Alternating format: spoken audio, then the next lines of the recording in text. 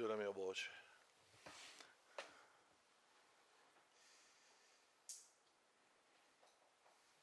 Va bene.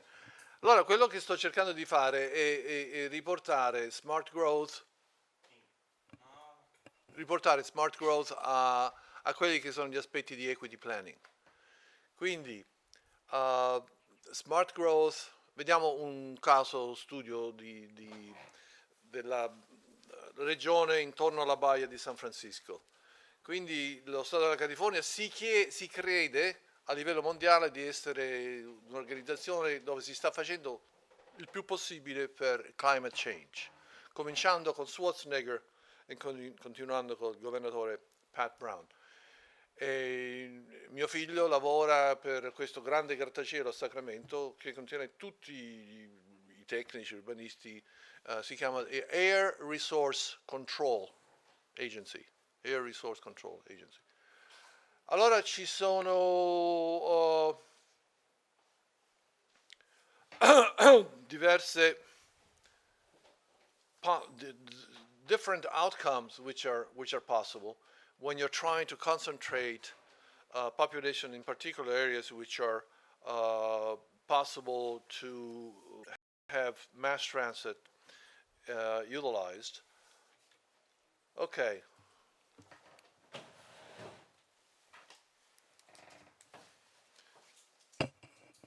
Guardi come sono bravo. San Francisco è qui, io vivo qui, questa è la baia di San Francisco, Silicon Valley. Questo priority development areas, il piano per la regione. By the way, for those of you about San Diego is one county that constitutes the regional government. In the Bay Area, there are 9 counties. So the idea of the plan, like everywhere else, is to concentrate development in places where mass transit is available or can be provided easily. And there are the areas in brown, eccetera, eccetera. It's fine. Come? It's fine. What is fine? No, I mean, you asked about land. No. Okay. So the point of the plan is to growing up, not out. Quanti abitanti ha Reggio Calabria? Quanti abitanti ha la regione Calabria? 2 million. 2 million.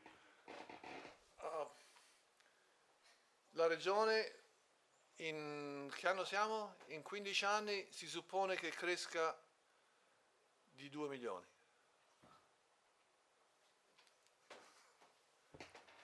Absorb this. No, in 20-25 anni. So, what can you do to not pollute as much, to work with climate change, et cetera, et cetera? You concentrate development in priority development areas of PDAs. The PDAs would be TODs or also transit corridors. Transit corridors, you have buses usually, or rapid bus transit system, and you put density. Some of you have seen Curitiba, and if you've seen the kind of densities which is located where the mass transit system, the rapid mass transit system, is just amazing. All the high rises within I would say quarter of a mile or less from the bus stops. So what they're trying to do is to bring together jobs and housing with transit. Francesco, anytime you want to add something. So what about equity with this plan? So, do you have a question? No. So the Regional Planning Agency, they're constituted by MTC, the Metropolitan Transportation Commission, and the Association of Bay Area Governments. They did equity analysis alternative land use and transportation scenarios to answer questions such as how do these communities of concern look now and in the future? What are communities of concern? Communities of concern are basically poor communities where minorities live. So they identified all these communities of concern. What kind of impact will this plan have on the communities of concern? Does the plan improve conditions for the communities of concern? Which scenario makes things better or worse? So they developed 5 alternatives at the regional level, and they were looking at things such as displacement. The most important thing in the Bay Area, displacement is destroying communities. The rent costs are going through the sky. A one-bedroom apartment is now $3,700. One-bedroom apartment. So you can imagine how hungry are people who own apartments to get rid of the people who live there and put more wealthy people in their place, especially if they're rent-controlled units. So they're a source of legal battles and so on. So not only displacement, also commuting time, housing and transportation, affordability, and so on. So here you have the communities of concerns. Here you have the priority development areas, and you superimpose them and almost match completely. Basically, the priority development areas are being proposed in areas which are poor and minority. Why? Well, because historically you put transportation facilities there, and most of the BART stations are there, and other transportation facilities are there. So think about it. Where you're going to encourage growth is where poor people live, which means you encourage the private sector to go there and get to be very crude and get rid of the poor people, because now these areas are becoming much more desirable, because now people don't want a car anymore. They want to live next to mass transit. So is gentrification displacement the likely outcome of smart growth in TODs or priority development areas in the case of San Francisco? And the question I ask myself and I ask when I talk is are PDAs or a new version of urban renewal? No, urban renewal was federal government giving money to cities and cities doing their dirty job. Now you have the government which says we shall have growth here, in providing to the market ways in which to make money out of their plan. But they're also going to provide more money to improve the stations and et cetera, et cetera. So they're really subsidizing the landowners, because the people are going to benefit the most from this concentrating development on the transit stations are the owners of the land surrounding these places. So what to do? Creation of urban amenities and preservation, construction of affordable housing in PDAs is critical for the success of the Bay Area plan and smart growth in general. What's happening in the Bay Area is that poor people are moving. I wish I had a map of California. Imagine California. It's like this, and here you have the ocean, and all development is basically all the cities are on the coastline. Then you have what is called the Central Valley, where agriculture, Central Valley is the place where most food stuff in the US is grown. Poor people are moving to the Central Valley, an hour and a half, 2 hours commute, because they cannot afford there. So you have this irony of a plan which is trying to do well in terms of climate change, to reduce what planners call vehicle miles traveled, VMTs, vehicles miles traveled. That's the purpose of all this plan for the region, to reduce the number of cars on the roads and how many miles they travel. So VMTs. But really what you're creating is people traveling long distances to find an affordable place to live by car, because there is no train or anything. So that's also. So there are several possible technical financial approaches. We're not going to talk about that, but lane value recapture is a mechanism that I've worked on in the Bay Area for the past few years, and it's about I give you more density and you give me affordable housing and other amenities, and we can talk about this later. I hope we can talk about that later and give you more details. But to me, being an advocate, political pressure from below is essential. And the Bay Area is blessed with dozens of advocacy organizations. I come from San Diego, so I don't know if you know. I lived in San Diego, taught in San Diego, and then 6 years ago I moved to the Bay Area. In San Diego, they say in English, there is a big fish in a small pond, right? I sort of was the big fish in a small pond in San Diego. I go to the Bay Area, I was nothing. I mean, there are hundreds of people who are as good as I am and better who do advocacy. It is amazing. It is absolutely amazing. Example. Hello? Use the mouse. Use the mouse?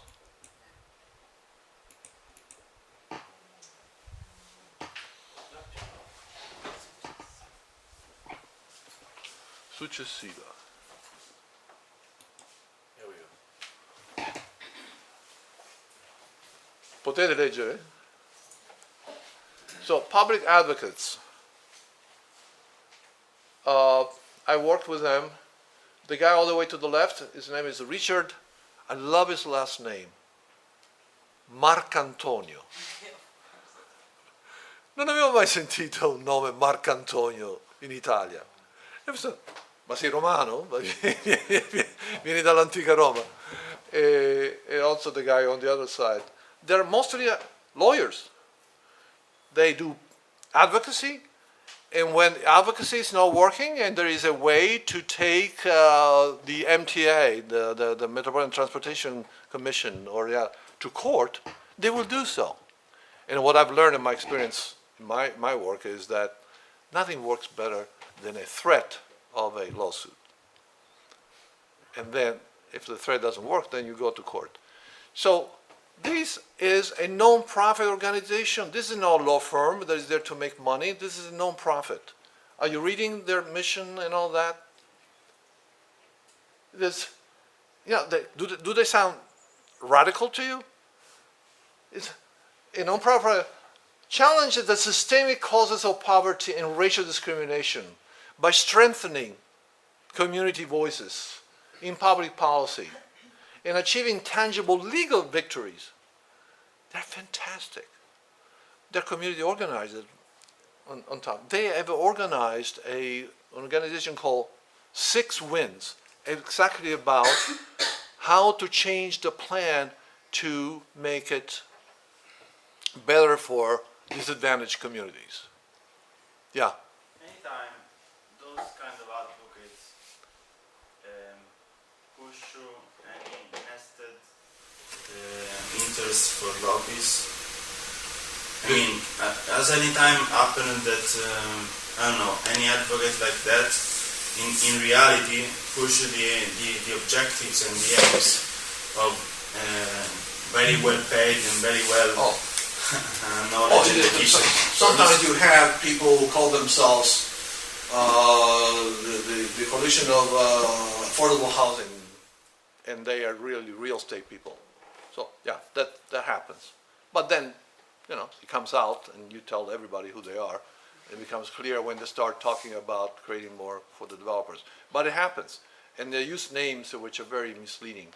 We had the kind of problem with this in the making of Metropolitan City of Reggio Calabria, a sort of strange, we can label strange advocate group that at the end was found out that they are kind of delivering instances and questions for people implied with monsters. So, in a way, it's always difficult to talk about participation and to make clear which interested and which people are behind organization, I guess, right?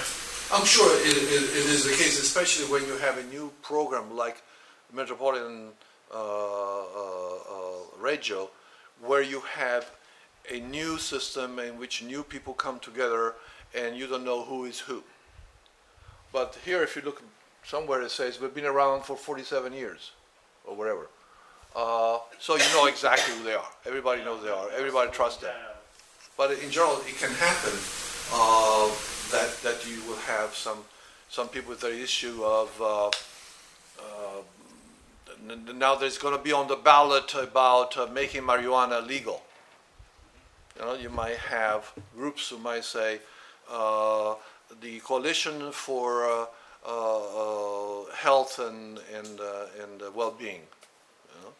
And they might be either for the marijuana people or might be against, but they use these kind of terms to attract people to their cause. But usually they're found out eventually. If the process, you know, you already found out what this coalition was, right? And it's become public, perhaps? No, But it will probably become public. Yeah, I mean, police found out. So this is an example of the kind of organizations that exist in the Bay Area to work very hard. I would not say make sure, but to work very hard to have a particular alternative of the regional plan, which is the best for low-income communities, for the communities of concern. And they formed this huge coalition, and they develop an alternative of their own. And they sent it to the regional planning agency and said, test this particular alternative. And they did, and they, in terms of outcomes, was the best. Still, the agency did not accept theirs and chose another one. But still the process is going on. But here I'm talking about technical expertise, an ability to provide alternatives, an ability to talk about outcomes. This is sophistication that we can only dream of here or in San Diego. How do they Get financing. Yeah, my answer was this. What the funders? Most comes from foundations, like the Rockefeller Foundations or California Endowments and so on. But the Richard Marcantonio, half of his time is about fundraising. But you know, their turns. I'm sure they're not making $400,000 or $1 million like wealthy lawyers, but still, I'm sure they're making $100,000 a year. And so they, you know, there are like 10 of them. They're already talking about $1 million for a year. Also, maybe they get money by winning the suit, you know? Bravissimo. Yeah. Yes, that happens. Better they work, more money they get. Yeah. But they really don't take cases or then they don't cause lawsuits for the money. They rather do it through lobbying and advocacy and so on. And then when you cannot do it that way, and it's a clear case you can win, then they would do that, and they certainly have the expertise to do that. Another organization which is national, but its location, its offices are in Oakland, is PolicyLink. And what they're doing now is they're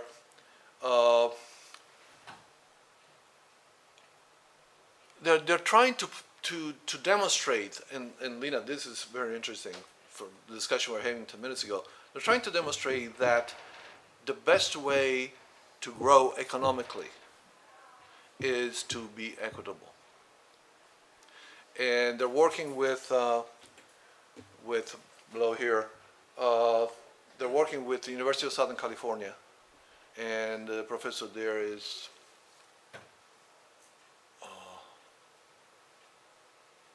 can't think of his name, but they've just published a book called Just Growth. Just Growth. You know, it has a gioco di parole, no? In which they have looked at different regions, and they found the regions which were the most equitable, they were doing better than other regions, economically, than other regions. Here's a description of what PolicyLink does, if you feel like reading it. And so they look at all areas in which equities can be pushed, from educational to welfare and transportation and housing and land use and so on.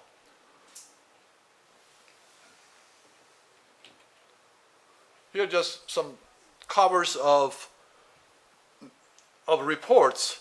This is, again, who supports it? Rockefeller Foundation in this particular case, and this is the Dukakis Center. But the subtitle is Tools for Equitable Neighborhood Change. This is the League of Cities in California, Guide to Planning Healthy Neighborhoods. And there's the California Endowment. My name is there, but sort of my name. Nico Calaveta. Do you know Calaveta? I have a laugh. The way my name has been storpiato has been in innumerable ways in the U.S. Healthy cities. City Heights, as Carmelina knows, is a very ethnically diverse neighborhood in San Diego. Health planning for that neighborhood as well, related to the issues that we're talking about, ability to walk, shops that sell fruits and vegetables as opposed to trash or potato chips and all that. But the planning profession also. This is a contest of the chapter, the California chapter of the American Planning Association. And they have different categories. This is for a firm called Raimi and Associates. And if you look at it, that really what we concentrated on is environmental sustainability, public health, equity. Every project we do is focused on making a healthy, sustainable, and equitable community, with particular interest in undeserved neighborhoods and creative outreach methods, how to include the community in the planning process of their own community. That's another example of the Raim and Associates. It was not the only one, because they asked me to be part of a jury of the American Planning Association, so I had access to these entries. And if you read the description, it talks about how the people participated. Here you see pictures of using dots. Probably you have used it before. They give you a map and they give you lots of dots, and you're supposed to choose a location, and you put the dots in. Different people put dots in different locations to show their preference. And another something probably Nina is tired of seeing me push is the university close to neighborhoods, disadvantaged neighborhoods, should also be involved in community planning. And here's an example of University of Pittsburgh, and how this is just officially what university, which have in their mission statement, in which they say, our mission is to help neighborhood such and such next to us, or neighborhoods in general. Okay.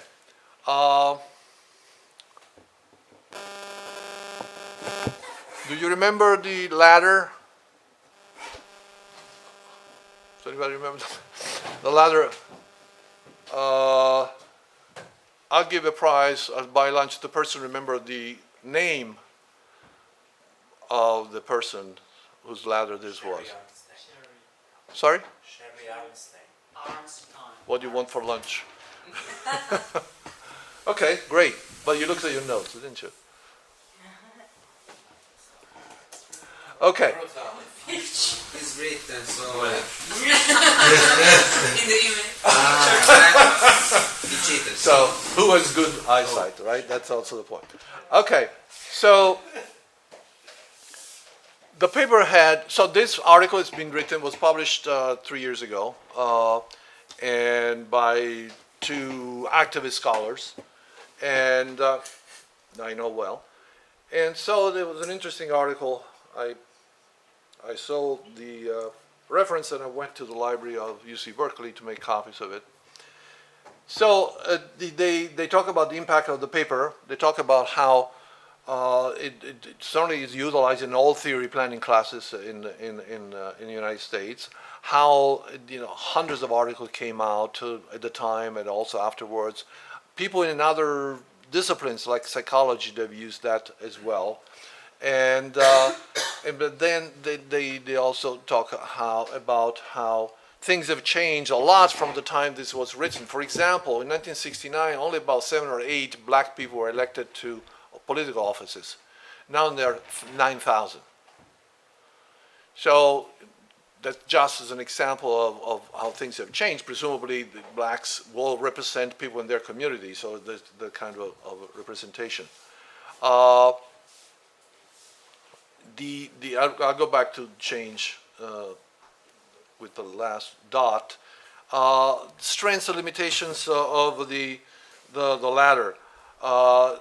She didn't say much about how do we achieve the last ladder points. How do we achieve delegated power? How do we achieve citizen control? She did not give many indications about that, any guidance.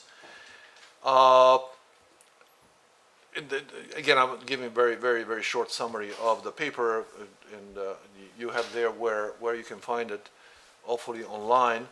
And context change. At the time, the federal government was very much involved, and the activism in communities were basically funded by the federal government, I mentioned before, directly from the federal government. And now, as some people in the room know, much of community development takes place through community development corporations, CDCs. That's a major change because before it was easy for community-based organizations to get money from the federal government. Now these community development corporations, they have to get financing on their own from different sources. And so they have to become much more adept at politics and negotiating and working with the existing power structure. I'm going to finish by saying that the situation has changed in terms of the place of neighborhoods within the politics of a city.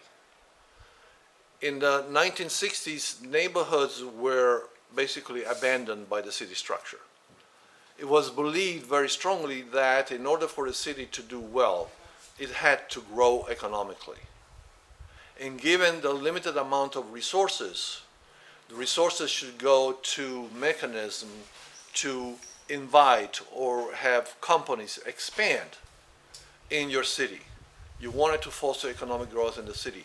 If you dedicate money to poor neighborhoods, that would be money taken away. And also, if you make your neighborhoods better, more poor people might come if you provide more service to your city. So basically, and this was a theory proposed by political scientists by the name of City Limits, Paul Peterson, and the name of the book was City Limits, and published in 1989. I don't know if I have.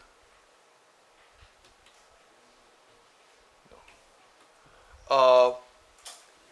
And that has been still pretty much the idea of this conflict between downtown development, especially, and economic development, and on the other side, the needs of the neighborhoods. But now it seems that things are changing.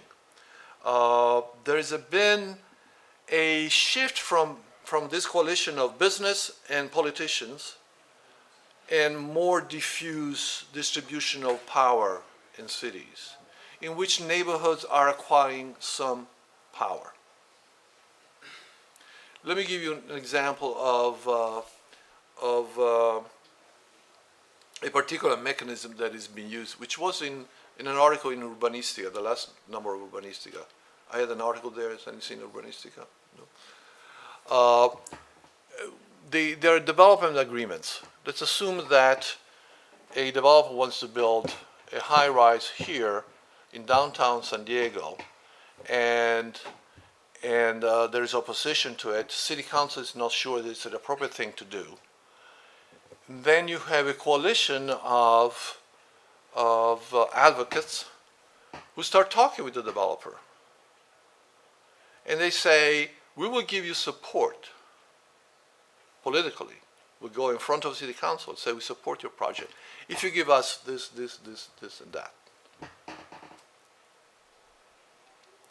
So it's related to economic development. It's related to downtown redevelopment, and it's related to combining development or growth development with amenities for disadvantaged communities or programs for disadvantaged communities. So it's getting more and more negotiation rather than real planning. I mean, since lack of public resources are so, I mean, striking, striking, that they can really do some projects. So it's getting more and more negotiation with the private. Develop, yeah, and you don't approve of it. I mean, kind of. What do other people think? It depends, of course. Yeah, it depends very much. So again, it's about a major project usually, in which there is controversy, and the developer is not sure whether he's going to get approval by city council, and he approaches, or a coalition of advocates approach him, in which some kind of deal is made, that the developer will provide amenities, programs, money, et cetera, to the benefit of these managed communities. And then this coalition, which has some power, will go in front of city council and say we support this particular project, and possibly make possible the approval of the project. Maybe if you partner with both people that have money and like a private investor and a mission-oriented enterprise, maybe you can find the deal, right? Right. I mean, these are mission-oriented enterprises, many of them, who are part of this coalition. Yeah. Any other thoughts? They go to the council with an agreement. Yes. So in a sort of private-community partnership, in a certain way, instead of a public-private partnership. So it's an evolution of, it's not just the public policy that became a commitment of something, but it's the community. And the city council, Important. and the city council, many times they're not happy, Yeah. right? Because now the public sector has been basically eliminated. No, because it's a power game. Well, it's a power game, but the power game is resulting with the public sector now not being part of the negotiation. The problem is who, you know, we start from the assumption that wherever the citizen says is correct. And might not be the right assumption, because they might get something for their neighborhoods or a particular program, but the area where the high rise is might suffer, or the city in total might suffer as a result of that particular project. Sorry? This is the role of, you know, the public. That should be the right public. But but politicians react to public pressure. If it had been pressure to approve that plan because all these groups are saying that it should be approved, and the developer, extremely powerful, also wants it now, they don't have much choice but to approve it. They will approve it, but angry. Because they've been what's the word? Substitution. Substituted, yeah. Any reactions? Yeah. Since there is an emphasis on the combination of development or growth and amenity, I think the latter is closely related to equity. It's totally, I'm sorry? The latter, I mean the amenity, is something very closely related to equity, you know? To Equity, yes, yeah. Disadvantaged groups. So I'd like to know, and quite two questions. First, and how can you guarantee the accessibility to these amenities? And secondly, and how is there a management mechanism? Yeah, it depends. It depends very much on who's doing the negotiating, and you need to have very sophisticated groups of people. You know, I would trust the public advocates, for example, to be part of this team and do the negotiating, especially being lawyers. You know, so that is true in any negotiation process. Ideally you have two parties that equals power and knowledge and expertise, but you always have some disparity. And so that's what you have to look for as a public sector person. If you were to want, and a planner in an agency, you would have to fight to bring more expertise in, for example, if you're starting negotiation with a private sector person, because otherwise you're going to be killed. So that's to say there's always a power struggle. Absolutely. Okay. Absolutely. And also regarding your previous lecture, I have one question. So I think for every school or every principle headline, there is always a question of vitality and topicality. So how can we maintain the vitality of a old principle or guiding guidelines? Because now we have different contexts. So those, let's say, planning approaches, equity-based or environmental-based, those they started in the 1960s. So I just wonder, let's say, in terms of the environmental justice, Yeah. do we have the same reality today, or we have different challenges? And are there any adaptations to better suit our problems? Yes, there are. The city of San Diego has adopted a climate change plan.